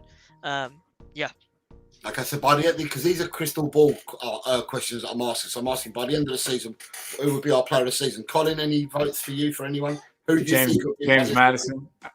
I think it'll be James Maddison. I think he'll return from injury, and I think he'll come back very explosively. I think he'll create a lot. I think he'll actually start to get more goals. He, is a better goal scorer than he's shown here. He's just kind of getting used to the setup. I think we're going to see him double digits in goals and assists. And I'm really excited for him to come back. James Maddison. Can I say one thing just before you start, Strezzy? The time though that I was thinking about this, the time that Maddison is out, okay. Let's say Maddison's influence on in the games of Tottenham Hotspur has been let's say he's missed 8 games, yeah. So he's played all 30 games for Tottenham Hotspur. Vicario has played all 30 games that Maddison's played, had an equal influence, you could say, and plus Vicario has had an extra 8 games if he doesn't get injured whilst Maddison's out. So that's just something to think about. But yeah. For and sure. You've got people coming in. You've got Chris Peters saying Vicario, Yeah. Gaguma saying Vicario and Porro. Mr. M is saying Vicario, Maddison, Porro. And Chris Peters says Sarr does need a big shout. He's incredible. So the next question is for Josh. I like these quick firing questions. It's nice. Yeah, we're just slamming them at you, man. What position will we finish in the league, Josh? 4th, straight up 4th. 4th. Okay. Easy. I love it. I'm gonna say 3rd. Okay. Right. Just to What do be you think, contrary. Hey, Jose, wait, what are you saying? Yeah, but I've got 5 days of this, so if I keep giving my answers out now, then I won't be able to answer on any of the shows. So I can't keep answering all the time. And for people on playback, they can go back and see what our guests have actually said on each show. Yeah, because like Jose said, we're doing the same questions every day for the whole this week. This week leading up to Christmas, we're doing the same thing, the same show every day. Clever. Right, Josh. The next question for you and for the chat is: we now know we have Burnley at home in the 3rd round of the FA Cup. How far do you think we'll go in the FA Cup? We should get to the final. I'll be serious. We should get to the final. We can get to the final. At the end of the day, Burnley, in my opinion, is going to be such a difficult match. I don't think people understand how difficult this match is. I think this is going to be one of the matches of the season in terms of how difficult this is for us. Because Maddison, I don't know if he will be back by then. So the creative side, we don't know where that is going to be coming from, especially Burnley team. Yeah, but then okay. All right, let's go with that. Then Kulu goes into the middle. On the right-hand side, you probably have Brennan Johnson. Left-hand side, you have who? Sonny, or it's a bit of a mess. You get me? I mean, in my opinion, at least. So I think breaking down Burnley is going to be such a tough opponent.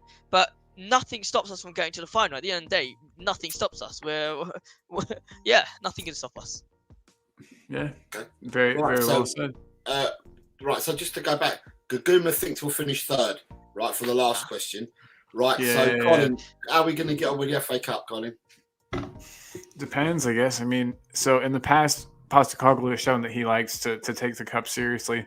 I guess it depends on what Daniel and Donna have told him. But I think he'll put out strong teams. I mean, as strong as he can. There'll be some rotation. I think with Burnley, I wouldn't be surprised if we see your boy Vilith play up front. I could see that starting up there. and then maybe leave Son out, start Hill, and then bring Son on the left or in the middle, like kind of if needed. But yeah, I think that we could make it to the final. We could win the thing. It just depends on how much that Postecoglou is allowed to prioritize it, because we all know like he does what he wants, but at the end of the day, he's employed by some people who are telling him kind of what to do. And so, yeah, I think I could see a really good cup run, provided, and we only have one game a week, so we should be able to put out a strong team. I'm saying we'll make it to the final as well. I'm basically just stealing all of Josh's answers.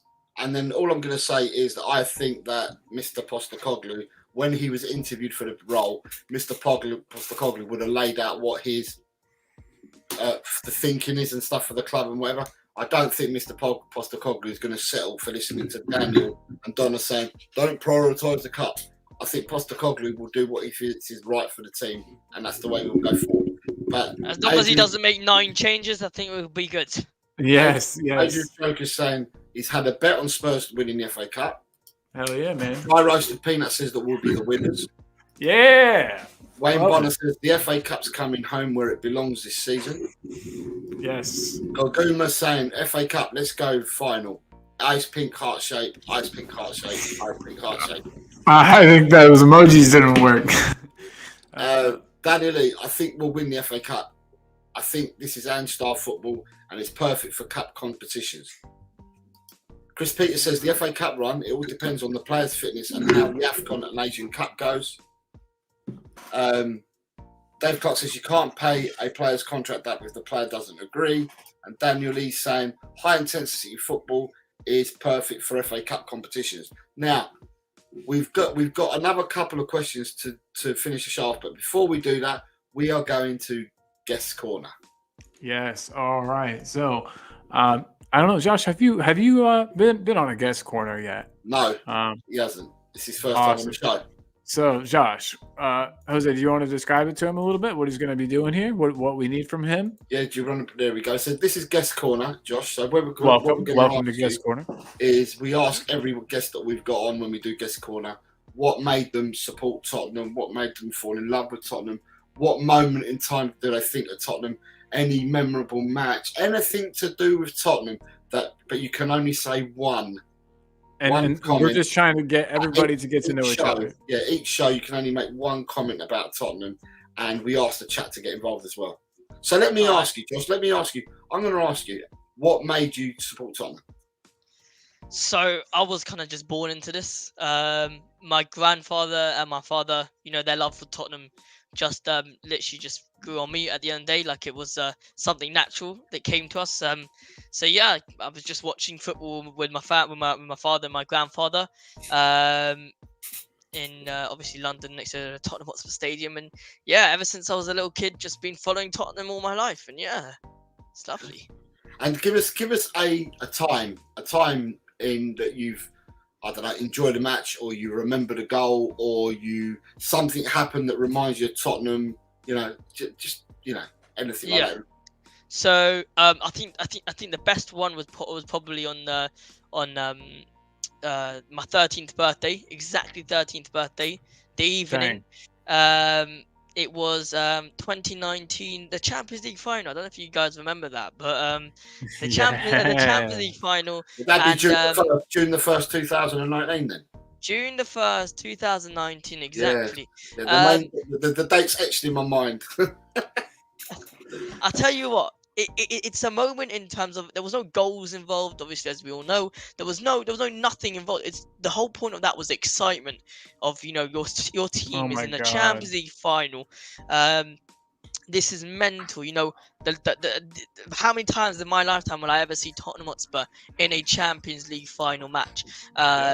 And at that time, I'll be honest, it was against Liverpool, where Liverpool, Tottenham. It's like a Premier League game we could win, essentially. So that's basically the best time. The moment before kick-off. Fantastic. Right. So moving along, thank you very much, Josh. Thanks, Josh. Like I said, that just helps everybody get to know each other better. So it doesn't seem like it's a bunch of strangers talking to each other. We like to, get everybody involved, get everybody, Dry Roasted Peanuts agreeing, said you got peer pressure. Hey, yeah. Gaguma saying cool Josh to you for what you've just commented on. And you've got Daniel saying same here. I was born in Tottenham. Family, my mum, my uncle are all born in Tottenham. So the second from last question we have for today. Oh yeah, sorry. Gaguma's asking. Yeah, it's in. If Josh has a channel, yeah, both Josh and Robbie both have channels, and one's Lily White Lane and one's Spurs Live. They're both in the link to the show. So and I'll post them again here. But we'll post them up again. Here's Josh. Oh, that link is going to look ugly, but it'll work. And then here is, I kind of messed it up. And then here is. No. So from the thing, you've got to take off open to the new tab. So you just got to take that part out. But it's in the links in the show as well. But whilst you do that, Colin, going to go to the second from last question. And the next question for you is, there it is. So you've got subscribe to Josh at Spurs Live. There we go. That's Josh's channel. Thank you.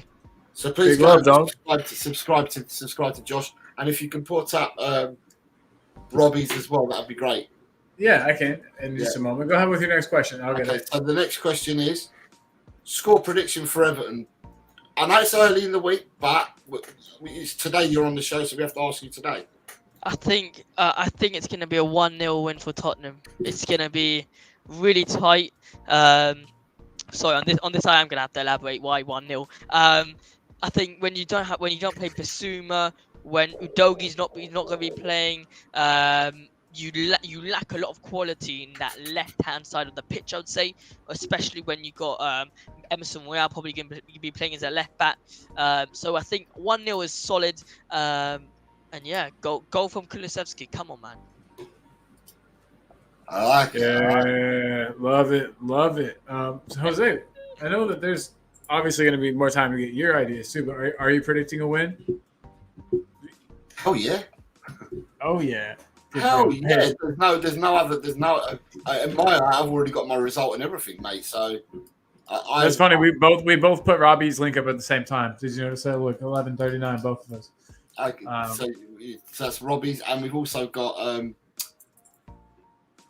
Josh's, which is good. So yes, there as well. So that's good. So we've got the links up there. Everybody, make sure you head on over and subscribe to both of these awesome dudes that took their time out of their day. And Gaguma's already subscribed. Gaguma, you're the best. Yeah, he's already subscribed. So where are we? There's no point in us doing our predictions at the moment, to be honest, because we're doing these shows. We're doing these shows every day this week, so there's no point in us saying it at the moment. But yeah, there's definitely a win for Tottenham in my prediction. But I already have the result in my head. So without listening to the presser, when we play Saturday, so our presser won't be till Thursday or Friday. Yeah. Even before then, I've already got an idea in my head, which I think people are going to be surprised about because I've gone for a fair few goals win. Is what I've gone for. And people will be surprised because Everton have won 4 games on the bounce. So I think they should be sitting 8th in the Premier League right now. Yeah, that's still behind Tottenham, though. Yeah, that's still behind Tottenham. Yeah, just wanted to make sure. Right, and lastly, Josh, the questions for our panelists is: if you can invite to dinner one sports person, one movie star, and a musician, who would they be and why? They can be dead or alive. Wow. All right. So I think a sports person can be a footballer or it can be a sports person. It's your call. I want to go with like Mike Tyson. I think Mike Tyson. That would be sick. Yes. Yeah. Yes, it would. Mike nice Tyson. answer. That makes me think you're really cool, Robbie. I already knew you were, but that solidified it. You're a cool dude. Mike Tyson, 100%. I think he'll be sick. Just to talk about, just life experiences. You get me? Just basic life experiences. I think movie star, someone to have banter with, a bit of banter. I think Kevin Hart, that'd be sick. I love Kevin Hart. I think he's brilliant. For sure. A musician. I'm gonna go for an interesting one, because I'm gonna what's that saying? I always forget that saying. You hit whatever. You know what? I'm just gonna say a musician. KSI. He's a part-time YouTuber, part-time musician. I think I can hit the musician and the YouTuber part. Get some advice on YouTube. Get some advice on music. Get the movie star Kevin Hart involved. Get Mike Tyson involved, and we'll all have a fight, and I knock them all out. So yeah. Oh man, dang! You must be stronger. So your three are Mike Tyson. Mike Tyson, Kevin Hart, Yeah. and KSI. And KSI. Okay. Colin, I suppose you and I can have a go because we can have a go every day on these ones because we can change our opinions, can't we? That's true. That's very true. Okay. Mike Tyson is a great answer for the sports person, but I guess I would choose Musa Dembele because changed it already. Jan Vertonghen because he seems hilarious. Jan seems really, really funny. So I want Jan Vertonghen as my sports person. Movie star, I will choose Tom Hardy. Tom Hardy seems like a cool bloke. I think we could just hang out and like have a fun time. And then my musician, I will choose Jimi Hendrix. I've been to his flat in London. Jimi Hendrix is. It would be really nice to hang out with him and have him teach me a couple things on the old guitar. Sorry to steal it, Jose. Oh, you're not stealing it because I'm going to say it anyway. So right, Adam, just going back to the scores. Sorry, they were coming in. So David Clark was saying the three players is Madison, Coolin, Vicario. Mr. M is saying that we'll win 4-1. Fuck yeah, Mr. M. David Clark thinks we'll finish 4th. Boom. Wayne Bonner would invite Gary Mabbott, James Cagney, and James Hetfield. The James pair, yeah. And then you've got Gaguma saying she loves Kevin Hart, he's hilarious. Chris Peters would invite Freddie Mercury, Muhammad Ali, and Cary Grant. I could have guessed Freddie Mercury almost instantly if you told me Chris Peters was going to pick. I knew it. But Right, yeah, great choice. so my three are all James's, and I had this in my head, or Jimmy's, sorry, I had this all in my head planned for today, right? So for me, the sports person would have been Jimmy Greaves, because he used to love a laugh. He used to love a laugh and a joke and that. The musician would be Jimi Hendrix, and the actor for me would have been James Dean. Nice, James Dean. So the Jimmy. I had my Jimmy hat on today. The Jimmy trio. Yeah, that's what I had in my head, and Colin comes out with. And the thing is, I'd never discussed this with Colin before the show, so the fact that he's come up with Jimi Hendrix, superb. Great musician, seems like a fun guy. Damn, I picked Jimi Hendrix, Muhammad Ali, and a young Cheryl Ladd. I don't know who Cheryl Ladd is. I'll have to Google. She was in Charlie's Angels, I think. She was the blonde one in Charlie's Angels. Nice. From the 1970s and 80s show. She was an attractive young lady. All right. Dry Roasted Peanut says Andrew the Giant just to see him fit through the door. Hell yeah! I want to see him crush like 45 beers. Mr. M says Brad Pitt, Dr. Dre, and Pele.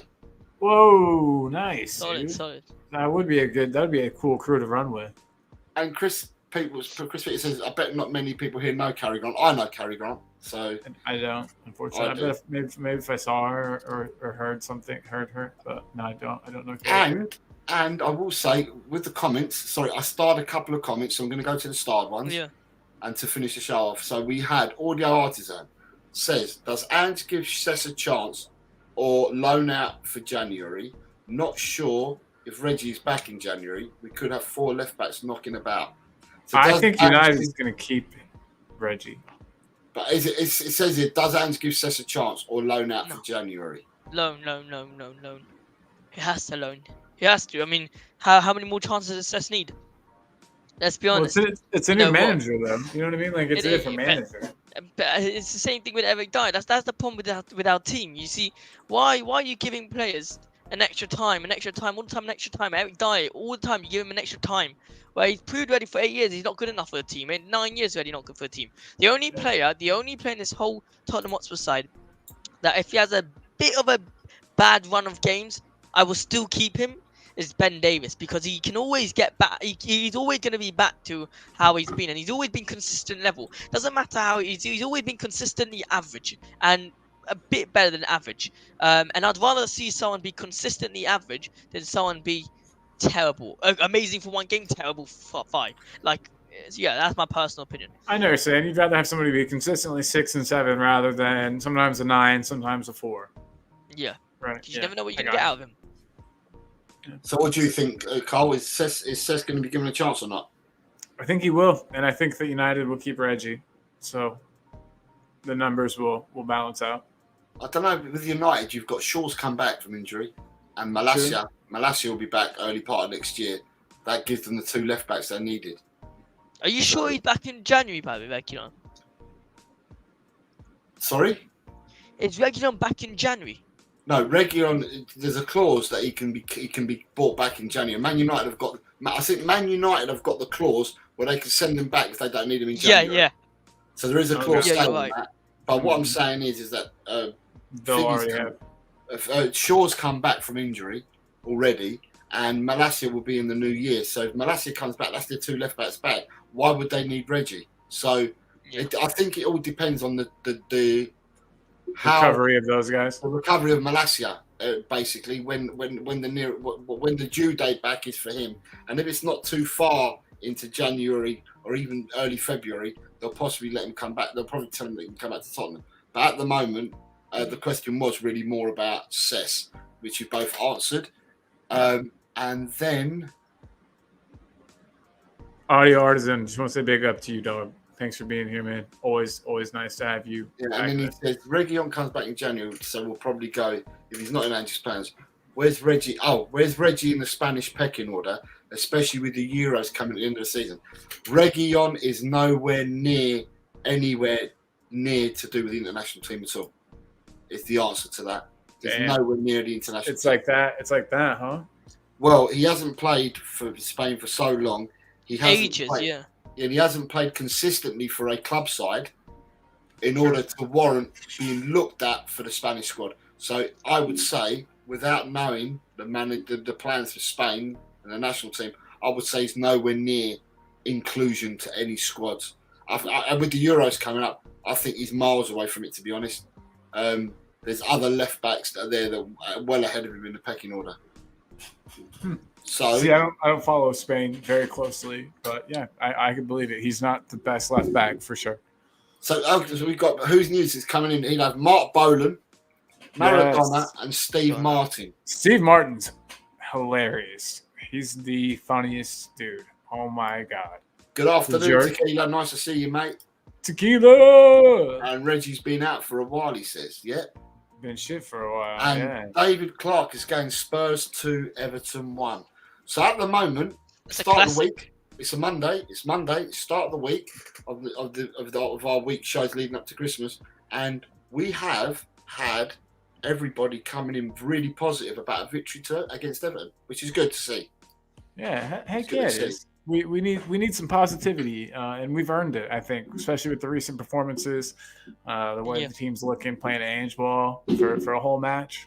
Oh no, sorry, I've just forgotten. You've got David Clark saying, my dad took me to White Hart Lane in 1961 when I was 6 years old to see John White, Jimmy Greaves, and Dave Mackay, who are all true greats. Man, that is awesome. That is an awesome memory, and I hope that you hold that real dear. Put that right in your heart, man. Just save that forever. I wished I watched Jimmy Greaves, honestly. The way he was, You wish still I watched can. him. You just got to type into that magic. Yeah, YouTube and yeah, it but can I'm saying bring I up. wish I watched him live on yeah. screen on a TV. Poor.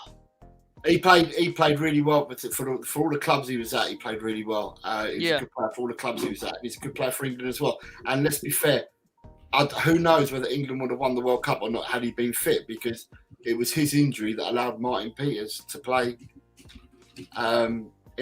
take his place in the team. Because otherwise, it would have been Jimmy Greaves. Jimmy Greaves was the best player in that position of his time, and he would have been the number one starting forward had he not been injured. So, The what is, they'll get you. but Rich has just joined us. Big up, Rich. Big up, up, Rich. Did Rich take part in the predictions? Well, I've got a feeling he I might can find have. out I've got a easily feeling he here. might have done. Let me pull him up here. See if we see his name. Down towards the. Oh, let me get that comment out of the way. That's probably in the way. And there'll be a banner underneath that for sure. Rich, there he is, fourth from bottom. Aha, Rich in the predictions got 1, 2, 3, 4 predictions. 4 points this week, my guy. And you picked up 4 points, Rich. So you started off your campaign with 4 points. So nice work. Yeah, just to let you guys know, anyone that wants to take part in these will be taking the predictions in by Thursday's show. So if people either comment at the end of the show or comment all their predictions during the show or send them to us by text, we'll get them all in. But the next round of games start on Thursday. So many people put 3-1 for Tottenham versus Nottingham. I see, like, so many people. It's like actually mental.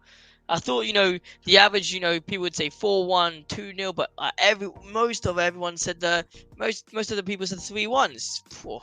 I think someone hears something. You hear something from somebody else, and you're like, "Oh yeah, that's a good idea." Exactly. It's crazy how much the power of persuasion. Yeah. Mm-hmm. So, who are you excited for? Gaguma. So Gaguma was talking about Sergio Reguilon. Seth. Oh, well, yeah, Seth too. So I thought I read it wrong. I read it as Reguilon. My brain. Said, wow, Seth, have not heard of him for ages. We were excited for both. I mean, I was excited for both. I was really, really excited for Seth, actually. He was coming from Fulham. He was so hot, you know what I mean, coming in. Really tore up that league championship. And was, Premier League proven. Yeah, he just couldn't do it. It doesn't seem like he can. But we were excited for him. I was excited for it. Our resident scout says Mike Bieling Jr. can be worked into a left wing back. Jota on the wing and some big, powerful, quick defenders. All defenders that we are linked with are of the same quality, is what he's saying. And Gaguma's coming in with, she's saying to you, I remember. And then she said he was good for a while, but injuries too much. Right, guys, we have come to the end of the show. Josh, thank you very much. It's been a pleasure having you on, and it's been a pleasure asking you your questions and you giving us your answers. You missed the first 2 because you joined the show late. However, all your questions have been spot on. I hope everyone in the chat has enjoyed Robbie's, Josh's, Jacob's, Tottenham Mums, and Carlin's. Yeah, Carlin. And to the questions that I posed and raised for the shows for this week. It'll be interesting to see what the thoughts are of our future panelists. But we have packed shows for the remainder of the week. So we'd like to say, go over to subscribe. It's there for everybody to see. Spurs Live. Yes, everybody. If you're subscribed to this channel or even watching it, make sure you subscribe to Spurs Live. Josh puts out great content. A lot of recorded content. It's not all like live. It's really good stuff. Please check it out. And he's so enthusiastic. You're so enthusiastic, bro. Cheers. That's like a good wake you up in the morning type video because you're like at it, and I'm like, oh man. At the end of the day, you can't just tell the people, your thoughts. You actually have to show them how you're feeling. You get me? Yeah, no, 100%. You're doing great, man. You're killing it. That's why I said everybody get over there. Yeah. And also we've got Robbie. We've got the links. The links are all in the description. We've got it for Lily White Lane for Robbie, so support Robbie at Lily White Lane as well. And then there's this guy I know, Jose, who has a personal channel, Eltel Cockerell. Even though he spends most of his time here, please go to his personal channel and smash a like on there. And also we've got Jacob at United Spurs of America. For those that if you haven't subscribed to him, I don't know what plan. If you're living under a rock, yeah. So subscribe to Jacob. He's a top lad as well. So subscribe to Jacob. In fact, just subscribe to all the top content creators. We're all different. Exactly. We all do it for different reasons, but we're all doing it for one love, and that love is for Tottenham. So subscribe to everyone because we do try and we take time out of our day to come and join you guys and to give you content and to give you something to watch and to give you something to pass the time of day by.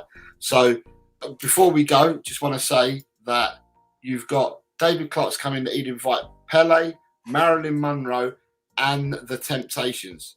Nice. That's a good one. I don't know much about the Temptations. What are the Temptations? 3 or 4 in the Temptations. So he's invited more than 3 anyway because the Temptations are good. He cheated, but I like it. But and you guys are the best. Thank you for watching. We got a thank you from Gaguma. Thank you for watching. We And appreciate you. Our resident scout is coming in, dropping Matt O'Reilly from Celtic as cover is all good. Maid has played on the right for Celtic under Rodgers, and he's a pressing animal. You know what I'm going to do? I'm going to write a letter to Daniel Levy. I'm going to say, I know this guy. Who's news? You need to hire him, or else you're going to miss out, or else Chelsea's going to get him. Your scouting skills need to go to better use than just to hear, because I don't think anyone's hearing them except for us. So either we build a team, we buy a team and build up a super team with you as our chief scout, or we get Spurs to hire you. But yeah, it's on the list. Who's news? Hang out. We'll get you. We'll do this. But once more, thank you everyone in the chat. Thanks for watching. We'll be back at 4:00 tomorrow, as we will for the remainder of this week, and we will have guests on, and we will be asking the same questions so we can get a broad opinion from everybody in the Tottenham community. So, yeah, of course thank we you will. very much, everyone, and we'll see you tomorrow. We'll see you tomorrow. We'll play you out with our song. Here's the man Come on, himself. you We're missing him every day. Come on, you Spurs.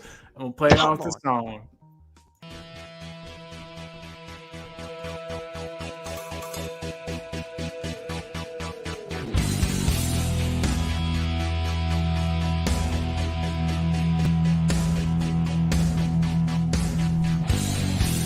My team has got James Madison. James Madison is what we need. Whoa, thank God we got James Madison. This kid plays ball like you would never believe.